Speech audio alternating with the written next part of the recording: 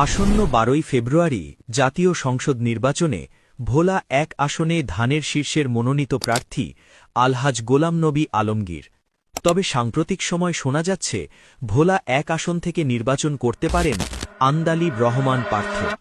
এই প্রেক্ষাপটে ভোলা 1 আসনের মানুষের সামনে একটি গুরুত্বপূর্ণ প্রশ্ন, এই আসনের প্রকৃত যোগ্য উত্তরসূরি কে?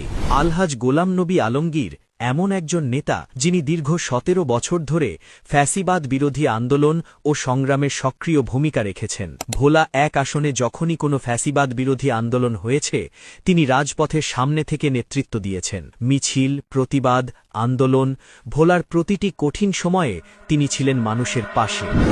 এই ভোলার মাটিতেই ফ্যাসিস্ট পুলিশ বাহিনীর গুলিতে শহীদ হন ভোলা জেলা ছাত্রদলের সভাপতি নূরে আলম এবং স্বেচ্ছাসেবক দল কর্মী রহিম। পাশাপাশি অসংখ্য নেতাকর্মী হাজার হাজার মামলার শিকার হন এবং বহু বছর কারাবরণ করেছেন।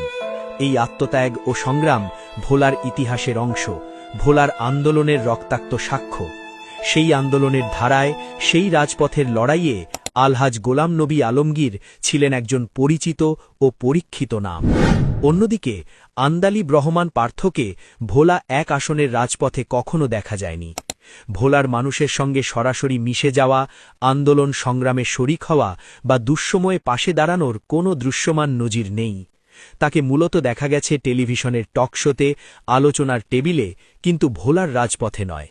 ভোলার জন্য তার কোনো আন্দোলন, সংগ্রাম, ত্যাগ বা তিতিক্ষার ইতিহাস পরিলক্ষিত হয়নি। তাই আজ ভোলা 1 আসনের মানুষ প্রশ্ন তোলে, বিএনপির মধ্যে নমিনেশন চাই, তাকেই যেন বিএনপি প্রার্থী করা হয়।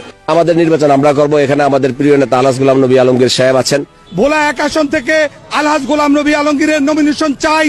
যিনি কষ্টের সময় পাশে ছিলেন, যিনি রাজপথে লড়েছেন, যিনি বছরের পর বছর আন্দোলনের ভার কাঁধে নিয়েছেন, তিনিই কি এই আসনের প্রকৃত যোগ্য উত্তরসূরি নন?